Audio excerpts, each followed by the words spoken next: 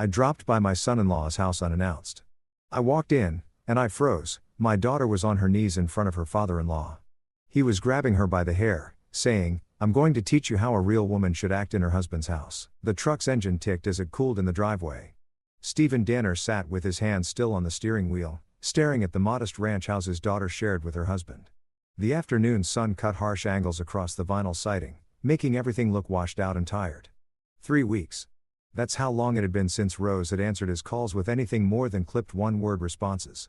He killed the engine. The silence that followed felt wrong, somehow, too thick. Through the windshield, he could see Rose's garden, the one she'd been so excited about last spring, choked with weeds now, the tomato plants brown and sagging against their cages. His chest he tightened. Stephen climbed out of the truck, his work boots crunching on the gravel. His hands still smelled like motor oil despite scrubbing them twice before leaving the shop. He'd closed early, something he never did on a Thursday. But the knot in his stomach had been there all week, growing tighter each time. Rose's voice on the phone sounded smaller, more distant. The side gate stood slightly ajar. He pushed through it, the hinges squeaking. The backyard was quiet except for the hum of a neighbor's air conditioning unit. Rose's car sat in the carport, so she was home. That should have been reassuring. It wasn't. He approached the side door, the one that led into the kitchen. Rose used to leave it unlocked during the day when she was home. Trusting the neighborhood, trusting everything. His hand found the knob. It turned. The moment he stepped inside, he heard it.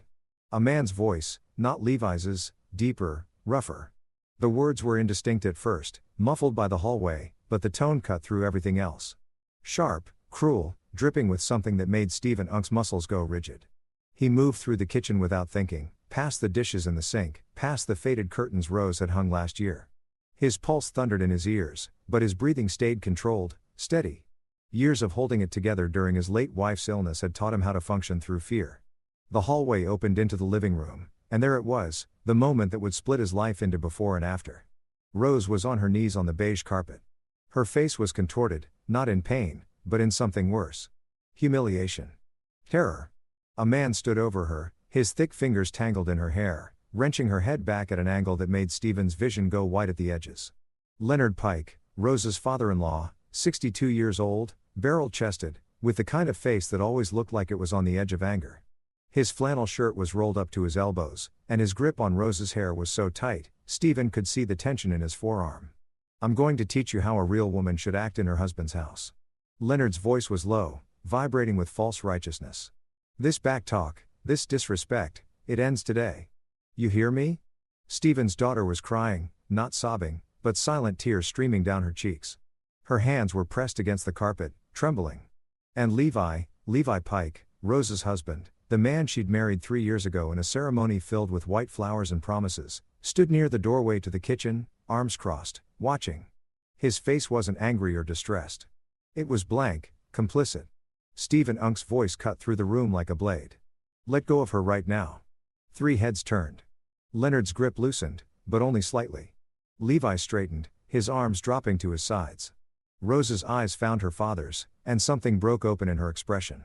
Relief and shame and desperate hope all at once. Stephen took a step forward. His hands weren't shaking. That surprised him.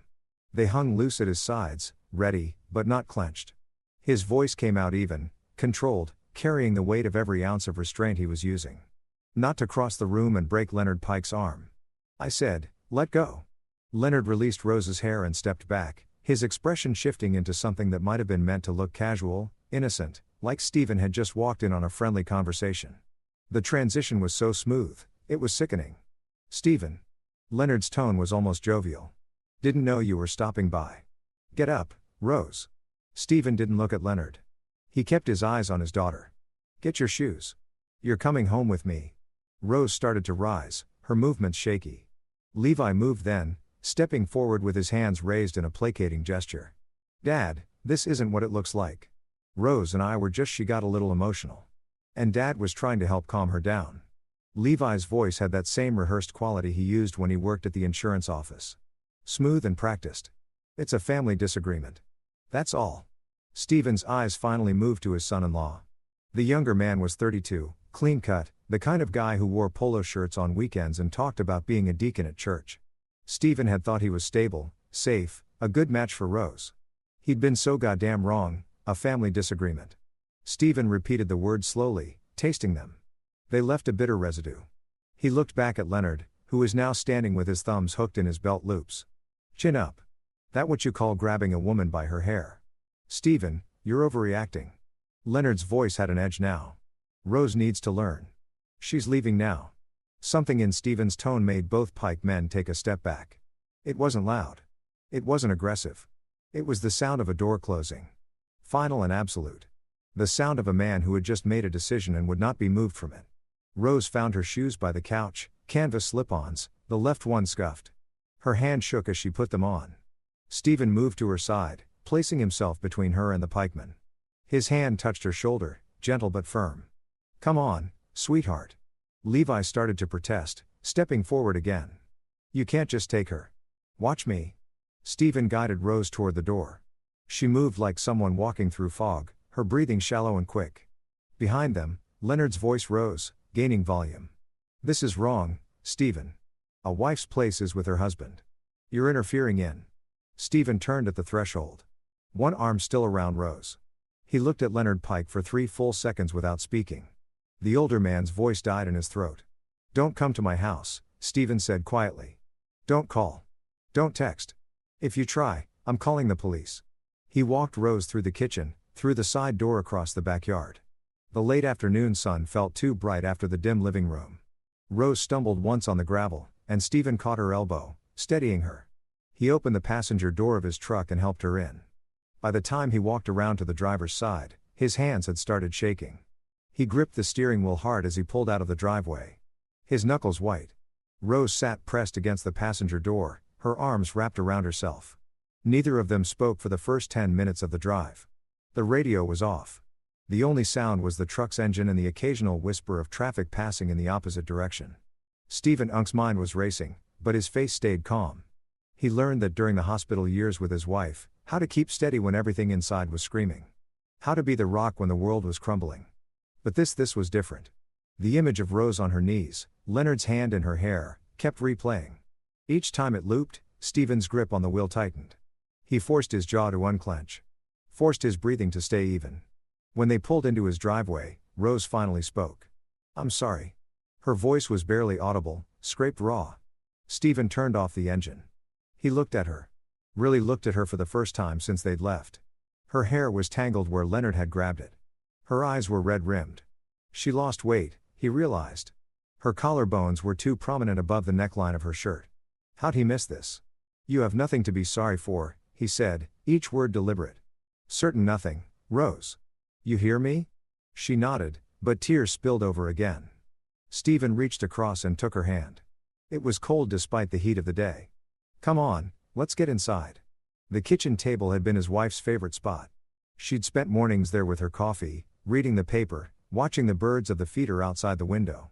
After she died 6 years ago, Stephen had kept everything exactly the same. Same table, same chairs, same faded placemats. Sometimes it comforted him, sometimes it itched. Now Rose sat in her mother's chair. Both hands wrapped around a mug of tea she hadn't touched. The steam had stopped rising 20 minutes ago. Outside, the sun was setting, painting the kitchen in shades of orange and amber. Stephen sat across from her, waiting, not pushing. He made the tea, set out some crackers she hadn't eaten, and then just sat, quiet, present. Finally, Rose's voice broke the silence. It wasn't always like this. Stephen nodded. Didn't interrupt. When we first got married, Levi was different. Or maybe he wasn't. Maybe I just didn't see it. Her fingers traced the rim of the mug. His family is traditional, he said. Close and kid. They have rules about how things should be. Jitter rolls. I thought it was just, old-fashioned, not harmful. She looked up at her father. The shame in her eyes cut him. When did it change? He asked gently. About a year in, maybe 6 months after we moved into that house. Rose took a shaky breath. Leonard started coming over a lot. He'd sit at our kitchen table and talk to Levi about how to manage a household. I thought it was weird, but Levi said his dad was just looking out for us. Stephen Unk's jaw tightened, but he kept his expression neutral. What kind of management? Everything. The word came out bitter. How I should dress, how I should talk, why I should work. Leonard said a wife should be guided by her husband and his father until she learns the right way. Levi agreed with him. Every time she set the mug down, her hands starting to shake again. Then it got worse. Levi took over her bank accounts. Said he'd handle the money because that's the man's job. He started reading my texts, checking my location on my phone. If I questioned it, he'd get this look. She trailed off, staring at something Stephen couldn't see. What looked? Like I disappointed him, like I was failing at being a wife. Her voice cracked and Leonard, he started correcting me. That's what he called it. If I didn't fold laundry the right way, if I talked back, if I didn't show enough respect. Stephen's hands curled into fists under the table. He hurt you before today. It wasn't a question. Rose nodded slowly. Not at first. At first, it was just grabbing my arm too hard, backing me into corners when he was lecturing me. Then a few months ago, I told Levi I wanted to visit you for your birthday. And Leonard got angry. He said I was putting my birth family above my real family. He pushed me against the wall. Not hard enough to bruise, but hard enough to make his point. The words kept coming faster now, like a dam breaking. Levi locked me outside once. It was February. I'd raised my voice during an argument, and he said I needed to cool off. I stood on the porch for 2 hours before he let me back in. Leonard said it was good for me, that I needed to learn consequences. Stephen felt something cold and hard settling in his chest. Not rage, not yet. Something more calculated, more permanent. They read your messages, he said. That's why you stopped texting me. Levi checks my phone every night. If I delete anything, he knows. Rose wiped her eyes with the back of her hand. I tried to call you a few weeks ago from work, but he found out. He didn't hit me, but he took my car keys. Said I couldn't be trusted to drive alone. Leonard backed him up, said it was protective leadership. Today, Stephen said carefully, what happened before I got there? Rose's face went pale. I asked if I could have $20 for groceries. We were out of milk and Levi had the debit card. Leonard was there and he got so angry. Said asking for money was disrespectful. I should have planned better. I tried to defend myself and he grabbed my hair and forced me down. He said her voice dropped to a whisper. He said he was going to teach me how a real woman behaves in her husband's house. The room fell silent except for the tick of the clock on the wall. Stephen watched his daughter, this person he'd raised, who'd been bright and funny and fearless, reduced to this trembling apologetic shell. None of that is love, he thought. But he didn't say it yet. Instead, he asked one more question. Rose, do you want to go back there? Her answer came immediately, desperate. No. God, no. Dad, please don't make me go back. I won't. The certainty in his voice stopped her spiraling. You're staying here for as long as you need. Forever. If that's what it takes. But Levi will. Levi can try. Stephen Unk's voice stayed level, but there was iron underneath. They both can try, but you're my daughter, and I'm not letting anyone hurt you again. Rose broke, then really broke. Not the quiet tears from before, but deep, racking sobs that shook her whole frame. Stephen moved around the table and pulled her into his arms, holding her the way he had when she was small, and the world had scared her. But this wasn't a scraped knee or a bad dream. This was something that had been breaking her systematically, piece by piece, for more than a year. And as Stephen held his daughter while she cried, something crystallized inside him, a decision, a vow, no forgiveness, no compromises, no mercy. The Pike men had made their choices. Now he'd make his. That night, after Rose had finally fallen asleep in the guest room, her old room, really still with the same blue curtains and the bookshelf she'd filled in high school, Stephen sat at his kitchen table with a notepad and pen. The house was quiet around him. The kind of deep silence that comes after midnight in small southern towns when even the crickets have gone to sleep. The fluorescent light over the stove cast everything in a pale clinical glow. He started writing. Not everything, just the facts he knew, the things Rose had told him, the things he'd seen. Physical assault. Leonard grabbing Rose by the hair. Financial control. Levi taking all bank access isolation. Monitoring her phone. Limiting her movement coercion, Leonard's corrections, Levi locking her outside threats, implicit threats about consequences and respect. Stephen stared at the list. It looked stark on paper, clinical, but underneath each line, he could see Rose's face, hear her voice cracking as she described being pushed against walls, grabbed, monitor controlled. His hand moved to the top of the page and wrote one more line. They would try to get her back because they would men like Leonard and Levi didn't just let go of control. They'd come here. They'd make demands. They'd probably bring the whole Pike family. Paint Stephen as the villain. Claim he was turning Rose against them. He needed to be ready. Stephen pulled out his phone and opened a notes app. Started a new timeline. Year 1, marriage seems normal. Year 2, Leonard's increased involvement. Levi's control begins. Year 3. Escalation, physical intimidation, isolation, today's assault. He thought back over the past year, forcing himself to remember the signs he'd dismissed. Rose canceling Sunday dinners last minute. The way she'd started wearing only jeans and loose shirts, nothing colorful anymore. How she'd stopped talking about her job, stopped sharing stories about her life. He thought she was just settling in a married life, busy, distant the way adult children sometimes got. He'd been blind. Stephen set down his phone and rubbed his eyes. The clock on the microwave read 2:47 a.m. He should sleep. But every time he closed his eyes, he saw a Rose on her knees. He picked up the pen again and wrote one more thing at the bottom of the page. No forgiveness, no compromises. It wasn't a plan yet, but it was a foundation. Friday morning came too early. Stephen woke to sunlight streaming through his bedroom window and the sound of movement in the kitchen. For one disoriented moment, he thought it was his wife making breakfast the way she used to. Then reality settled back in a place. He found Rose at the stove flipping pancakes with mechanical precision. She'd showered, her hair still damp, wearing an old sweatshirt she must have found in her closet. The bruising on her scalp wasn't visible, but Stephen knew it was there. "You didn't have to cook," he said. She glanced at him. "I wanted to. I like doing it when it's my choice." The weight of that sentence hit him squarely in the chest. He poured himself coffee and sat at the table watching her work. The pancakes were perfect, golden brown, fluffy. She'd always been good at this, even as a teenager learning from her mother. They ate in comfortable silence for a few minutes. Then Rose spoke, her voice small. "They're going to come here, aren't they?" "Probably. What are you going to do?" Stephen took a sip of coffee, considering his answer. "Nothing I'm not prepared for. But Rose, I need to ask. Do you want to press charges for what Leonard did?" She froze, fork halfway at her mouth. I don't know. You don't have to decide right now, but we should document everything. Photos, statements, anything that proves what's been happening." He kept his tone and gentle but firm just in case. Rose set down her fork. "Levi will say I'm lying. Then we make sure the truth is louder than his lies." She looked at him, really looked at him, searching his face for something. Whatever she found there made her shoulders straighten slightly.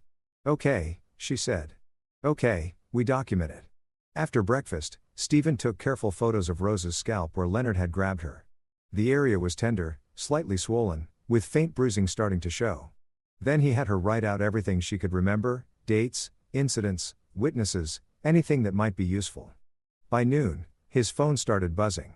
Text from a number he didn't recognize. "Stephen, this is Levi. Please call me. We need to talk about Rose." He deleted it without responding. 5 minutes later, another text. "Dad says you're being unreasonable. Rose belongs here with her family." Stephen showed Rose the messages. "I'm not responding, but I need your permission to block them." She nodded quickly. "Do it." He blocked the number. Then he called Rose's workplace, a veterinary clinic where she worked as a receptionist. He spoke to her supervisor, a woman named Janet, who'd hired Rose right out of college. "Janet, this is Stephen Danner, Rose's father. There's been a family emergency and Rose needs some time off." There was a pause. "Is she okay?" "She will be. Can you work with us on this?" "Of course, Stephen." Janet's voice dropped. "I've been worried about her for months. She hasn't seemed like herself." His chest tightened. "What do you mean?" "She's been anxious, jumpy. A few times I saw her crying in the break room, but when I asked, she said everything was fine. Her husband started picking her up from work instead of letting her drive herself. I thought it was odd, but it's not your place to ask." "Exactly." Janet sighed. "Tell her take all the time she needs. Her job will be here when she's ready." After the call, Stephen found Rose in her room sitting on the edge of the bed with her phone in her hands. "Your boss sent her support," he said. "And you've got time off approved." Rose nodded absently, still staring at her phone. "Levi is calling. Don't answer. He'll just keep calling." Stephen sat beside her. "Then let him. You don't owe him a conversation. You don't owe him anything." She powered off the phone and sat on the nightstand like it might bite her. "I keep thinking," she said quietly, "about how it started so small. How I didn't notice until it was too late. That's how it works. That's how men like them operate." Stephen chose his next words carefully. "None of this is your fault, Rose. Not a single bit of it." She didn't respond, but he saw her throat work as she swallowed hard. That afternoon, the pikemen came. Stephen heard the truck pull into his driveway around 3 o'clock. The distinctive rumble of Leonard's old F-250. He was in the garage organizing tools he didn't need to organize, but it gave him something to do with his hands. Through the garage door window, he watched Leonard and Levi climb out. Both wore expressions of righteous determination. Leonard walked like he owned the property. Levi followed half a step behind, jaw set. Stephen pulled the garage door shut and walked around to meet them in the driveway. He didn't invite them closer. Stephen. Leonard's tone was clipped. False friendly. We need to talk about this situation. There's no situation. Rose is staying here. She's my wife, Levi said, stepping forward. His voice had that practice quality again. Reasonable but firm. She belongs at home. Whatever misunderstanding happened yesterday. We can work through it as a family. Stephen Unk's expression didn't change. Misunderstanding. That's what you're calling it. Dad was trying to help. Levi continued. Rose got emotional and your father grabbed my daughter by her hair and forced her to her knees. Stephen Unk's voice cut through the excuse like glass. There's no misunderstanding about that. Leonard's mask slipped slightly, irritation flashing across his face. A wife needs guidance. The Bible is clear. Don't. Stephen Unk's voice dropped lower. Dangerous. Don't quote scripture of me to justify abuse. It's not abuse. It's discipline. You laid hands on my daughter in anger with violence. That's abuse, Leonard. And Levi stood there and let it happen. He shifted his gaze to his son-in-law. You let your father terrorize your wife. Levi's face flushed. That's not what happened. You're twisting. I saw what I saw. Leonard took a step closer, his bulk seeming to fill the space. This is between a husband and wife. You're interfering in their marriage. Their marriage? Stephen almost laughed. There is no marriage. Not anymore. You can't make that decision. Levi snapped. Rail anger breaking through. Now Rose is my wife. Under law. Under law. What you and your father did is domestic assault. So if you want to talk about legal rights, we can do that. But not here. Not now. This conversation is over. Leonard's face went red. We have every right to speak to Rose. You can't keep her from us. Rose is a grown woman who's choosing not to see you. I'm respecting her choice. Respectfully, Levi said, pulling out his phone. I'm calling her. She won't answer. Levi's thumb hovered over the screen. Then he pressed call, lifting the phone to his ear. After a moment, his jaw clenched. It's going straight to voicemail. Like I said, Leonard lunged forward then, faster than Stephen expected for a man his size. He grabbed Stephen's shirt front with both hands, pulling him close. You listen to me. Stephen's hands came up, breaking Leonard's grip with a sharp practice motion. Years of working with his hands, moving engines and heavy equipment had left him stronger than he looked.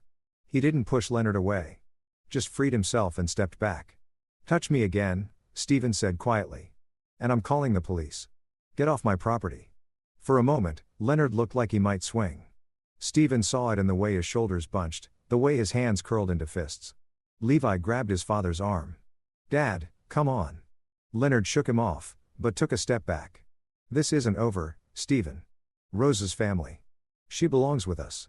No, Stephen said. She doesn't.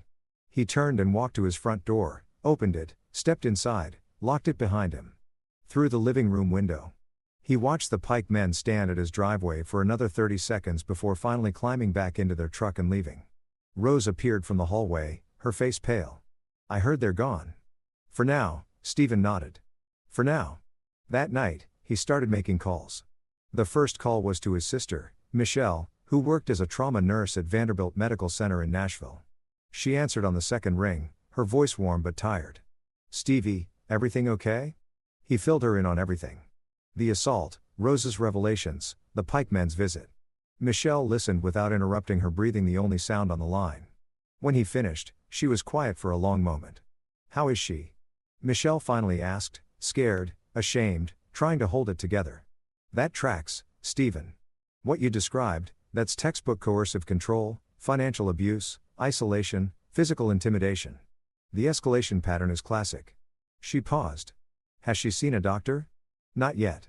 She needs to, not just for documentation, though that's important for her own health.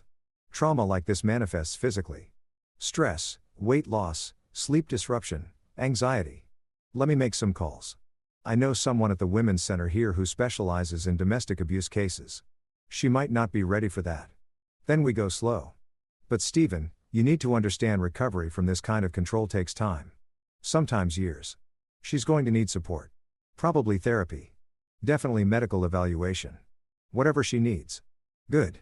Michelle's voice softened. And how are you holding up? I'm fine. You're not. I can hear in your voice. You're in combat mode. She wasn't wrong. Stephen looked down at his hands, remembering the controlled way he'd broken Leonard's grip, the coldness in his own voice. They hurt her, Michelle, for months. And I missed it. You couldn't have known. I should have. Don't do that to yourself. Men like the Pikes are experts at hiding abuse. They isolate their victims, control the narrative, make everything look normal from the outside. She exhaled slowly. But Stephen, whatever you're planning, be careful. Men who lose control of their victims can become dangerous. I'm already careful. I mean it. Document everything. Every text, every visit, every threat, and consider filing a restraining order. Rose has to decide that, then help her decide because this won't stop. Men like Leonard don't just walk away. After they hung up, Stephen sat in the dark living room, his phone glowing in his hand. Michelle was right. The Pikes wouldn't stop. They'd escalate.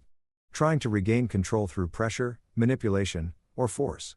He needed more than just good intentions. He needed evidence. A case so solid that when the time came, there'd be no room for doubt. He opened a new note on his phone and started a list. Medical evaluation and documentation, photos of injuries. Rose's written statement. Bank records showing financial control, text messages from Levi, witness statements. Co-workers, neighbors, recording of Rose describing the abuse. That last one made him pause. In Tennessee, you could record conversations you were party to without the other person's consent. If Rose described what happened while he recorded it, that would be admissible evidence. He hated the calculation of it, the coldness. But this wasn't about his comfort. It was about making sure the truth couldn't be buried under Levi's excuses and Leonard's authority. The next morning, he approached Rose carefully over breakfast. I want to record you telling me what happened. Everything with your permission. She looked up from her untouched toast. Why? In case we need it for police, for lawyers, for protection. I won't do it without your consent, and we don't have to use it if you don't want to, but having it might help. Rose considered this. Her fingers tapping against her coffee mug. Okay. Yeah, let's do it. They sat in the living room, Stephen's phone recording between them on the coffee table. Rose spoke for 47 minutes, her voice steady but strained, describing in detail the progression of control, the incident of intimidation, the escalating violence. When she finished, her hands were shaking again. But there was something else in her expression, too. A kind of grim relief. I've never said it all out loud before, she said. Not like that. How does it feel? Terrifying, but also lighter somehow. Stephen saved the recording with a date stamp file name and backed it up to 3 separate locations. Then he reached across and squeezed his daughter's hand. You're brave, Rose. Braver than you know. She shook her head. I'm not brave. I'll let it happen for so long. You survived. That's brave. Before she could argue, Stephen Unk's phone buzzed. A text from an unknown number. This is Janet from the clinic. One of Rose's co-workers wants to talk to you about what she witnessed. Can I give her your number? Stephen showed Rose the message. You have a choice here, but it might help. Rose nodded slowly. Tell her yes. 20 minutes later, Stephen Unk's phone rang. A young woman's voice, nervous but determined.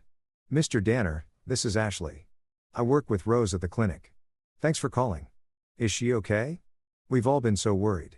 Her husband Ashley trailed off, then gathered herself. Look, I don't know if this helps, but I've seen things. Heard things. If you're trying to help Rose, I want to tell you what I know. Stephen grabbed his notepad. I'm listening. Ashley described 6 months of observations. Levi showing up unannounced to check on Rose during her shifts. Rose crying in the break room and making excuses about stress. A day when Rose came to work with a sore wrist she claimed she'd slept on wrong. Most damning, a conversation Ashley had overheard between Rose and Levi in the parking lot. He was going through her purse, Ashley said, like actually dumping it out on the hood of his truck. He found a receipt for lunch she'd bought for herself, and he got so angry. He told her she was wasting family resources and that she needed to ask permission for purchases. Rose just stood there apologizing over and over. When was this? 3 months ago, maybe late June. Stephen wrote it down. Would you be willing to provide a written statement or testify if it comes to that?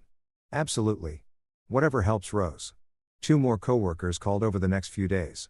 A woman who'd noticed bruises on Rose's arms that she'd hidden with long sleeves in summer.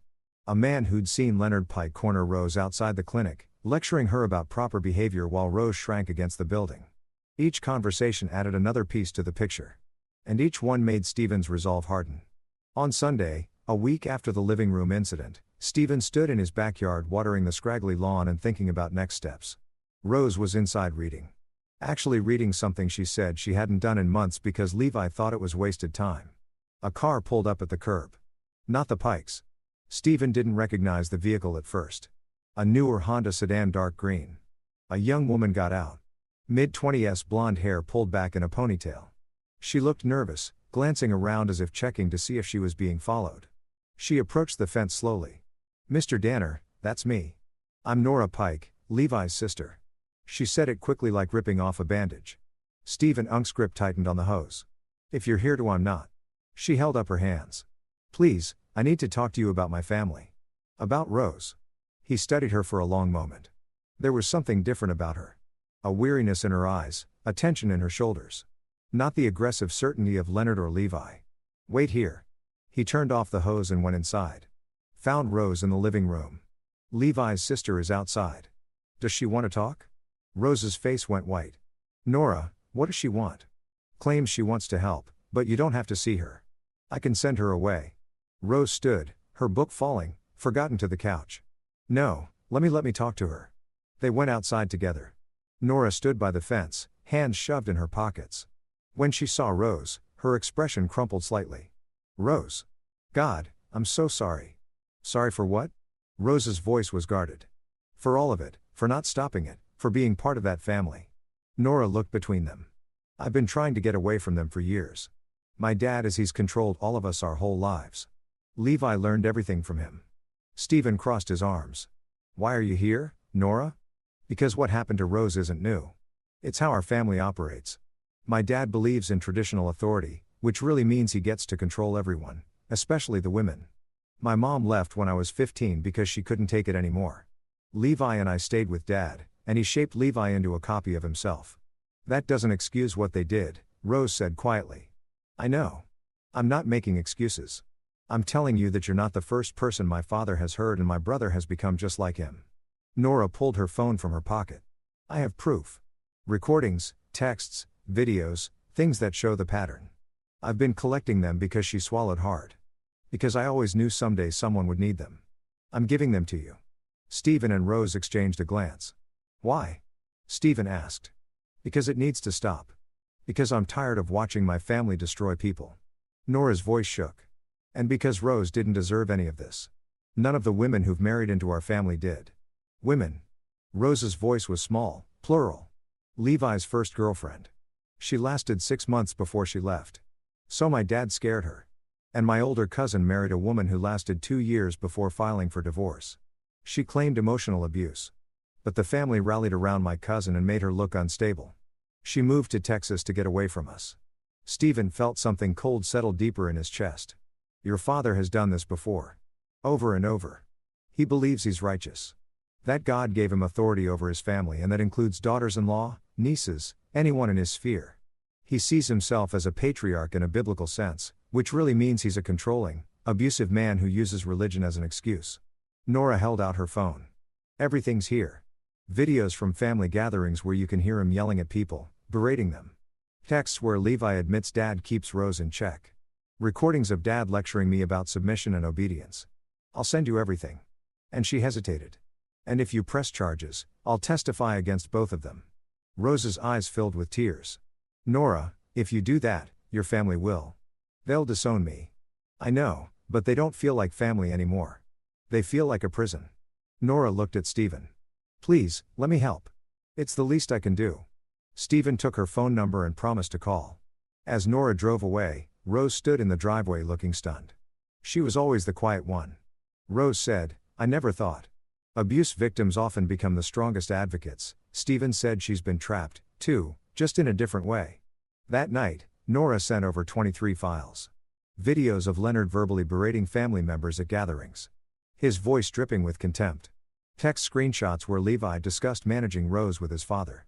A particularly damning video from a barbecue where Leonard grabbed Nora's wrist hard enough to leave marks when she questioned one of his statements.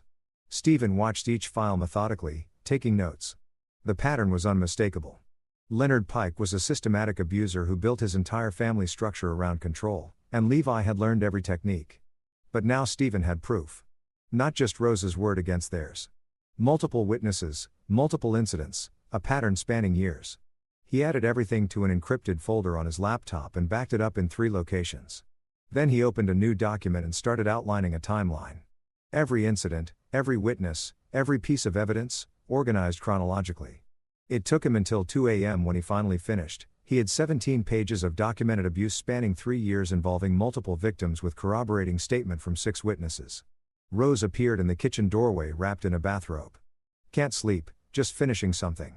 She sat across from him, looking at the pages spread across the table. "Is that enough to make them stop?" "It's a start." Stephen met her eyes. "Rose, I need to ask you something and you can say no, but I think we should file charges for assault, coercion, and financial abuse against both of them." Her face went pale. "That's that serious. What they did is serious. But if we do that, there's no going back. It becomes official, public." Her hands twisted together. "Everyone will know. Everyone should know. Men like Leonard and Levi count on shame and silence. They count on their victims being too scared to speak up." Stephen reached across and took her hands, stealing them. "But this is your choice. I'll support you either way. If you want to walk away, rebuild quietly. I understand. But if you want to fight back, I'm with you. All the way." Rose stared at their joined hands for a long time.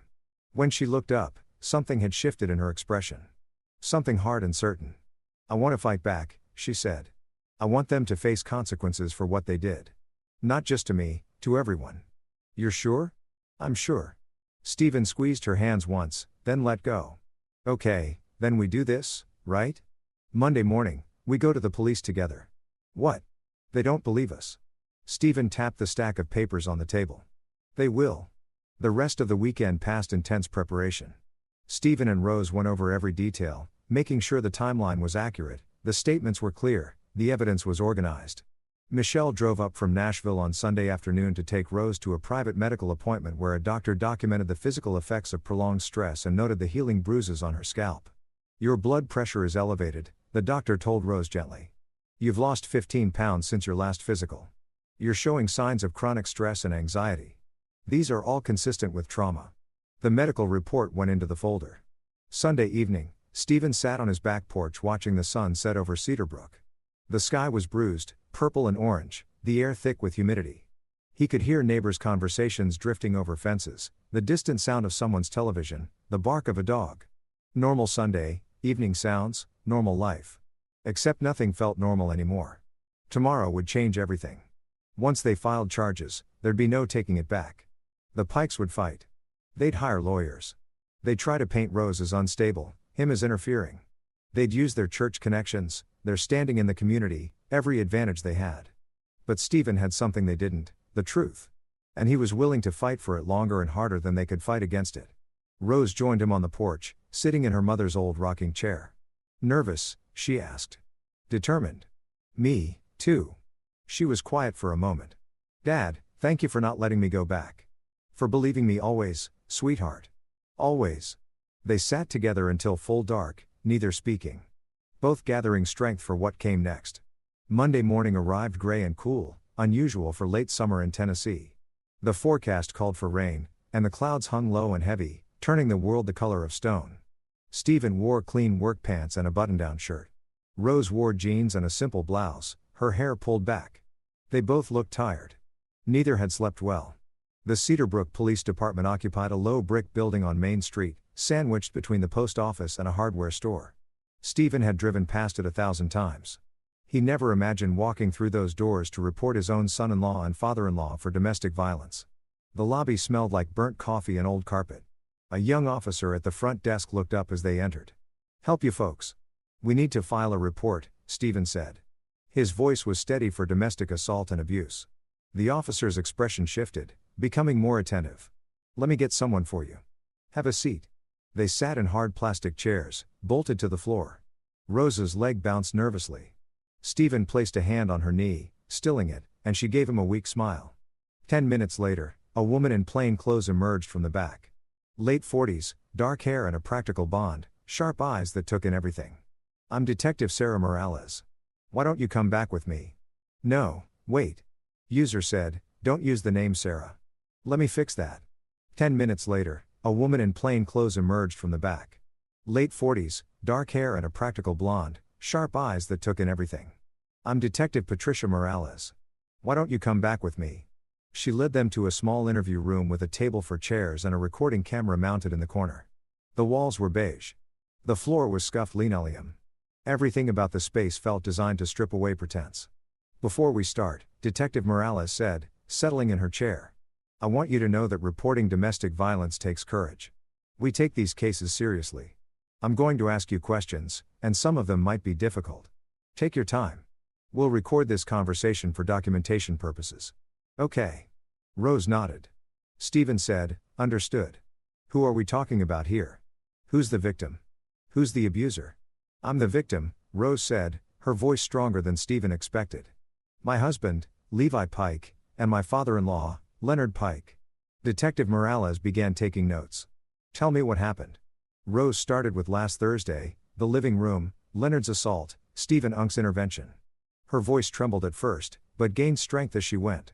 Detective Morales didn't interrupt, just nodded occasionally, her pen moving steadily across the page. When Rose finished that part, the detective looked up, "And your father witnessed this?" "All of it," Stephen confirmed. "I saw Leonard Pike grab my daughter by her hair and force her to her knees. I heard him threaten to teach her how a real woman should act. My son-in-law stood there and did nothing." "Can you describe Leonard Pike's exact actions? How he grabbed her where, how hard?" Stephen described it in careful detail. The grip, the angle, the visible strain on Leonard's forearm, Rose's position on the floor. The detective wrote everything down. "But that's not all." Rose said, "It's been going on for more than a year. The violence, the control, it's systematic." She described the progression. Financial control, phone monitoring, isolation, physical intimidation, Levi locking her outside, Leonard's escalating corrections. Stephen watched Detective Morales' expression shift from professional attention to something harder, more personal. "Do you have evidence of any of this?" the detective asked. Stephen produced the folder. Written statements from Rose, witness statements from her co-workers, text messages, medical documentation, bank records showing financial control, recordings, he said on the table between them. "It's all here." Detective Morales opened the folder and began reading. The room fell silent except for the rustle of paper. 2 pages in, she looked up. "This is extensive. It's systematic." Stephen repeated Rose's word. "This isn't a one-time incident. It's a pattern of abuse." The detective spent 20 minutes going through every page. She asked clarifying questions, requested contact information for the witnesses, made her own notes. When she reached Nora Pike's statements, she paused. "This is the defendant's sister." "Yes," Rose said. "She's willing to testify against them." "That's unusual. She's been dealing with their abuse her whole life." Detective Morales closed the folder and looked at Rose directly. "Ms. Danner, I'm sorry, Miss Pike." "Danner." Rose interrupted quietly. "I'm going back to my maiden name. Ms. Danner. Based on what you've told me in this evidence, we have grounds for multiple charges. Domestic assault, coercive control, false imprisonment, financial abuse. Are you prepared for what comes next? This will mean investigations, possible arrest, court proceedings. Your husband and father-in-law will know you filed charges. I know they may retaliate. I know that, too." Detective Morales nodded slowly. "Good, because I need you to be sure. Once we start this process, it's going to be difficult. These cases often are."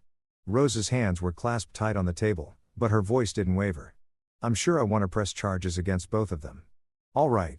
The detective looked at Stephen. "And you're willing to testify as a witness?" "Absolutely." "Then here's what happens next. I'm going to take your full statement, document everything and pass this to our DA's office. They'll review the evidence and decide on charges. If they move forward, and based on what I'm seeing here, warrants will be issued. Do either of you know where the Pikes are right now?" "Levi works at Secure Life Insurance on Cypress Street." Rose said, "Leonard's usually a home for 28 Oakmont Road." Detective Morales wrote it down. "We'll coordinate with patrol. When we make arrests, we do it carefully. Mr. Danner, I recommend you and your daughter stay somewhere these men don't know about for the next few days. Do you have somewhere safe you can go? Stephen hadn't thought of that. My sister's in Nashville. That's probably smart. Just until things settle. She stood. I'll need a couple more hours with Rose to get her complete statement. Mr. Danner, you're welcome to wait or come back. I'll wait. Rose gave him a grateful look as Detective Morales led her to a different room for the detailed interview. Stephen sat in the lobby, his phone in his hands, watching people come and go. A woman filing a noise complaint. A man reporting a stolen bicycle. Normal problems for a Monday morning. His problem was far from normal. 3 hours later, Rose emerged looking exhausted. Detective Morales walked them to the door. We'll move fast on this, she said. Expect calls from the DA's office within 48 hours. And Ms. Danner, you did the right thing. Rose nodded wordlessly. In the truck, Stephen pulled out onto Main Street and headed toward the highway. We're going to Michelle's. What about your shop? I'll call my assistant manager. He can handle it for a few days. Rose leaned her head against the window, watching Cedarbrook slide past. It's really happening. It is. I thought I'd feel relieved. I just feel tired. That's normal. They drove in silence for a while. The rain started halfway to Nashville. Light at first, then heavier, drumming against the windshield. Stephen turned on the wipers and kept his eyes on the road. Rose spoke again, softer this time. Do you think they'll actually go to jail? If there's justice. Yes. What if there isn't? Stephen glanced at her. Then we keep fighting until there is. Michelle's house was a small ranch in a quiet Nashville suburb. She met them at the door, immediately pulling Rose into a hug. You did it, Michelle said. You really did it. We did. Rose said. Dad and they spent that evening laying low, ordering takeout, watching mindless television. Stephen found himself checking his phone constantly, waiting for news. None came. Tuesday morning, Detective Morales called. Mr. Danner. The DA reviewed the case. They're filing charges. Multiple counts against both men. We're executing warrants this afternoon. Stephen's grip tightened on the phone. Where? Levi Pike at his workplace. Leonard Pike at his residence. We'll call you when it's done. Thank you, Detective. Thank you, daughter. She's brave. After the call, Stephen found Rose in Michelle's guest room, sitting on the bed with her arms wrapped around her knees. They're arresting them today, he said. Her eyes went wide. Today, this afternoon. Detective Morales will call when it's done. Rose nodded slowly, processing. It's really over. This part is at 4:37 p.m. Stephen's phone rang. Mr. Danner, Detective Morales, both warrants have been executed. Levi Pike was arrested at work without incident. Leonard Pike was arrested at home. He resisted initially but complied once he realized we were serious. Both men are in custody awaiting arraignment. Stephen closed his eyes briefly. Thank you. There's something you should know. When we arrested Levi at his office, several co-workers commented that they weren't surprised. Said he'd been controlling toward female staff. We're looking into whether there are additional victims. After hanging up, Stephen walked into the living room where Rose and Michelle were waiting. He didn't have to say anything. His expression said it all. Rose stood abruptly. They arrested them, both of them. They're in custody. She made a sound, half laugh, half sob, and sat back down hard. Michelle moved to her side, holding her as she broke down. Not in grief, Stephen realized, in relief.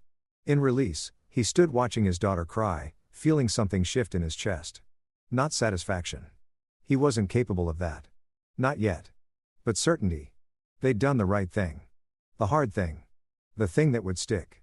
That night, the three of them sat on Michelle's back deck under a sky clearing after rain. The air smelled clean washed. Rose looked more relaxed than Stephen had seen her in months. What happens now? She asked. Arraignment probably tomorrow or Thursday, Stephen said. Then court proceedings if they don't take a plea deal. Will I have to testify? Possibly. Depends on whether it goes to trial. Rose was quiet for a moment. I'll do it if I have to. I'll tell the truth. Michelle squeezed her shoulder. You won't be alone. We'll all be there. I know. Rose looked at her father. Dad, I don't think I've properly said thank you for everything, for believing me, for fighting for me. You don't need to thank me. You're my daughter. Still, her voice broke slightly. You saved my life. Literally, if you hadn't come that day, Stephen didn't let her finish. But I did, and you're here, and you're safe. That's what matters. They sat together until the stars came out. Three people bonded by blood and by battle, finding peace in the quiet after the storm. The arraignment happened Thursday morning at the Hamilton County Courthouse. Stephen and Rose sat in the gallery. Detective Morales nearby. Leonard and Levi Pike were brought in wearing orange jumpsuits, wrist shackled. Leonard looked furious. Levi looked shocked, like he couldn't believe this was happening. The judge, a stern woman in her 60s named Judge Harriet Chun. Wait, user said don't use Chun. Let me fix that. The judge, a stern woman in her 60s named Judge Harriet Wallace, read the charges in flat, professional voice. Leonard Pike, you charged with domestic assault in the second degree, aggravated harassment, intimidation, and coercive control. Levi Pike, you're charged with domestic assault, coercive control, false imprisonment, and financial exploitation. How do you plead? Their lawyer, a slick L-looking man in an expensive suit, stood. Not guilty on all counts, Your Honor. Noted, bail is set at $75,000 each. Preliminary hearing is scheduled for 3 weeks from today. Judge Wallace's eyes flicked to Rose. Ms. Danner, there is a restraining order in effect. Both defendants are prohibited from contacting you or approaching within 500 feet if they violate this order. Call the police immediately. Yes, Your Honor. As the Pikes were let out, Leonard turned and locked eyes with Stephen. The look was pure venom, filled with rage and promised retribution. Stephen met his gaze without blinking until the deputies pulled Leonard from the courtroom. Outside on the courthouse steps, Detective Morales briefed them. The DA is confident. We've got solid evidence, multiple witnesses, and the defendant's own texts working against them. But I need to warn you, their lawyer is going to try to discredit Rose's testimony. They'll paint her as unstable, claim you influenced her, maybe suggest financial motivations. Let them try, Stephen said. We have the truth. Truth isn't always enough in court. Mr. Danner, you need to be prepared for this to get ugly. It's already ugly, Rose said quietly. It can't get worse than what they did. Over the next 3 weeks, the Pikes' defense strategy became clear. Their lawyer filed motions claiming Rose was mentally unstable, that Stephen had brainwashed her, that the financial control was simply responsible household management. They tried to get Nora's testimony excluded, claiming family bias. None of it worked. The preliminary hearing came and went. The judge finding sufficient evidence to proceed to trial. The DA offered a plea deal, reduced charges in exchange for guilty plea. Leonard refused. Levi wavered, but ultimately followed his father's lead, so went to trial. The trial began on a crisp November morning, 2 months after that Thursday afternoon, in the living room. The courthouse buzzed with activity, but courtroom 3B was quiet when they entered, just the sound of shoes on tile and papers rustling. Stephen sat in the front row behind the prosecution table. Rose sat beside him, dressed in a simple navy dress. Her hands folded in her lap. She gained back 5 pounds, the dark circles under her eyes had faded. She looked stronger. The prosecution laid out their case methodically. They started with Stephen's testimony, what he'd witnessed that Thursday, his daughter's condition, the mark on her scalp. The defense attorney, a man named Richard Cross, tried to shake him during cross-examination. Mr. Danner, isn't it true that you disapproved of your daughter's marriage from start? No. You never had concerns about the Pike family? Not until I learned they were abusing my daughter. Or was this about control? You couldn't stand that Rose had a new family. Stephen's voice stayed level. This is about a grown man assaulting my daughter in her own home while her husband watched. That's what I saw. That's what happened. Cross tried to rattle him for 20 minutes. It didn't work. Stephen had spent weeks preparing, going over every detail with the prosecutor. He knew what he'd seen, and he refused to be shaken from it. Rose testified next. She spoke clearly, describing the pattern of abuse, the escalation, the fear. Cross tried the same tactics, suggesting she was emotionally unstable, that she'd misinterpreted firm guidance as abuse, that she'd been influenced by her father. Ms. Danner, you admit your father recorded your statement. Isn't it possible he coached you on what to say? No, he recorded the truth. My truth. But you were emotional, vulnerable. Maybe you said what you thought he wanted to hear. Rose's voice hardened. I said, what happened? Leonard Pike grabbed my hair and forced me to my knees.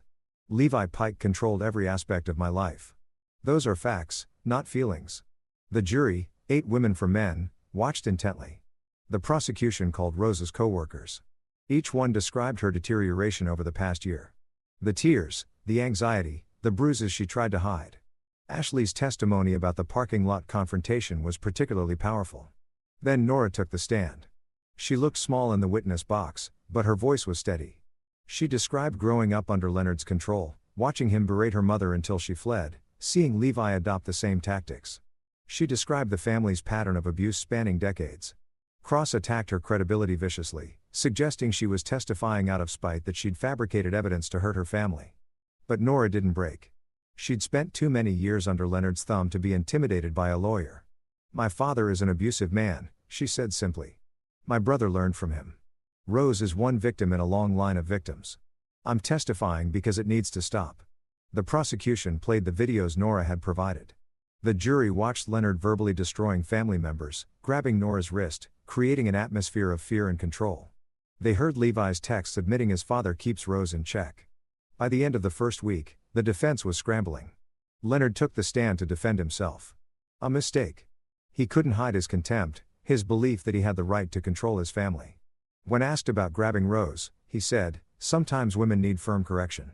It's biblical. She was being disrespectful, and I was teaching her the proper way to conduct herself." The prosecutor pounced. "You believe you have the right to physically assault your daughter-in-law. It wasn't assault. It was discipline. You grabbed her by her hair and forced her to her knees. That's your definition of discipline. She needed to learn respect." The jury's expressions shifted. Several women looked disgusted. Levi testified next, trying to paint himself as a caring husband who'd been misunderstood, but under cross-examination, he admitted monitoring Rose's phone, controlling their bank accounts, allowing his father to guide their marriage. He claimed it was all for Rose's own good. Did Rose want to be monitored and controlled? The prosecutor asked. It was what was best for her. That wasn't my question. Did she want it? Levi hesitated. She was my wife. It was my responsibility. So, no, she didn't want it, but you did it anyway. I was being a good husband by your father's definition. The trial lasted 9 days. On the 10th day, closing arguments began. The defense claimed Rose was unstable. Stephen was controlling and the pikemen had simply been trying to maintain a traditional family structure that had been misinterpreted as abuse. The prosecution didn't mince words. The defense wants you to believe this is about misunderstanding, about traditional values. But what you've heard over the past 9 days isn't about tradition. It's about power, control, violence. The prosecutor gestured toward Rose. Rose Danner trusted her husband and his family. She believed their promises of love and partnership. Instead, she got systematic abuse, financial control, physical assault, isolation from her support network. This isn't a family disagreement. This is domestic violence. And the defendants need to be held accountable. The jury deliberated for 6 hours. When they returned, the foreman, a woman in her 50s, stood and read the verdict. On the charge of domestic assault against Leonard Pike, guilty. On the charge of coercive control against Leonard Pike, guilty. On the charge of intimidation against Leonard Pike, guilty for Levi. On the charge of coercive control, guilty. On the charge of financial exploitation, guilty. On the charge of false imprisonment, guilty. Rose made a sound beside Stephen. A gasp. A sob. He couldn't tell. He took her hand and held it tightly. Judge Wallace addressed the convicted man. Mr. Pike. Mr. Pike, what you did to this young woman represents a profound betrayal of trust and a systematic pattern of abuse. This court has heard testimony detailing how you worked together to isolate, control, and intimidate Ms. Danner. Your family structure was not traditional. It was designed around domination and fear. The evidence against you is overwhelming. The jury's verdict is clear and this court will not tolerate domestic violence in any form. She set sentencing for 2 weeks later. At the sentencing hearing, Leonard Pike received 4 years. Levi received 3. Both would be required to attend domestic violence intervention programs. Both would be prohibited from contacting Rose for 10 years after their release. As the baifs led them away, Leonard shouted something about justice being perverted, about his rights being violated. Levi just looked broken, finally understanding what he'd lost. Stephen felt Rose lean against him, exhausted. He put his arm around her and held her up. Outside the courthouse, reporters had gathered. Detective Morales helped them navigate past the cameras. In a parking lot, Rose finally let herself cry. Deep cleansing tears that shook her whole body. It's over, she said between sobs. It's really over. It is, Stephen confirmed. You did it, sweetheart. You stood up to them, and you won. We did it. You and me. Stephen looked at his daughter. This person who'd been broken down and rebuilt, who'd found courage when it mattered most, who'd fought back against men who tried to destroy her spirit. Yeah, he said softly. We did. Spring came to Cedarbrook with dogwoods blooming white against green hills and the air turning soft and sweet. 6 months had passed since the trial. 6 months of slow, steady healing. Rose had moved into a small rental house on the east side of town, a cottage with a front porch and a yard just big enough for a garden. She'd planted tomatoes again, and this time they were thriving. She'd gone back to work at the clinic part-time, slowly rebuilding relationships with coworkers who testified for her. She'd started therapy 1 hour every week with a woman who specialized in trauma recovery. The divorce had been finalized in February. Rose Danner legally and completely. No ties left to Levi Pike except the memories, and those were fading. She was taking evening classes at the community college, something she'd always wanted to do, but Levi had dismissed as frivolous. Literature and art history, subjects that fed her soul. Stephen watched his daughter slowly return herself. Not the person she'd been before, Levi, but someone new, stronger, more grounded, someone who knew her own worth. On a Saturday evening in late April, Stephen stood at his grill in the backyard flipping burgers. Rose sat in one of the lawn chairs, her feet bare on the grass, reading a book for her lit class. The sunset painted everything gold. "Dad." Rose looked up from her book. "Yeah. Do you ever think about them? About what happened?" Stephen flipped a burger, considering sometimes. "Do you feel bad about it? About how things turn out for them?" He looked at his daughter. She was wearing a sundress, yellow with small flowers that she'd bought for herself without asking permission, without worrying if someone would approve. Her hair was loose around her shoulders. She looked content. "Free?" "No," he said simply. "They made their choices. I made mine." Rose nodded slowly, something settling in her expression. "I don't either. I thought maybe I would eventually. Like maybe I'd feel guilty or sad about Levi going to prison, but I just don't. He hurt me. His father hurt me. They would have kept hurting me if you hadn't stopped them. You stopped them, too. When you walked out that door with me, when you testified, that took more courage than anything I did. We both did what we had to do. We did." They fell into comfortable silence. The kind of quiet that comes from shared experience and deep trust. A cardinal called from the oak tree at the property line somewhere down the street. Kids were playing, their laughter carrying on the breeze. "I'm proud of you," Stephen said. "Your mom would be too." Rose smiled, a real smile, the kind that reached her eyes. "I'm proud of us. We didn't let them win." "No, we didn't." Stephen played the burgers and they ate on the patio as the sun dropped behind the hills. They talked about Rose's classes, about the new assistant Stephen had hired at the shop, about Michelle's upcoming visit. Normal things, everyday things. As darkness gathered and the first stars appeared, Rose stood and stretched. "I should get going. Early shift tomorrow." Stephen walked her to her car, an old Honda. She'd bought herself with money she'd saved from her job. Her money, her choice. Before she got in, she hugged him tight. "Thank you, Dad, for everything, for seeing, for believing, for fighting. Always, sweetheart, always." He watched her tail lights disappear down the street, then stood in his driveway for a while longer, looking up at the stars. The night air was cool and clean. The neighborhood was quiet. For the first time in months, Stephen felt something close to peace. Not because he'd forgiven the pikemen. He hadn't, and he never would. What they'd done to Rose, to Nora, to others, that wasn't something that could be forgiven. It could only be stopped, punished, made impossible to repeat. But he'd done that. Rose had done that. Together, they'd taken something broken and made it right as it could be made.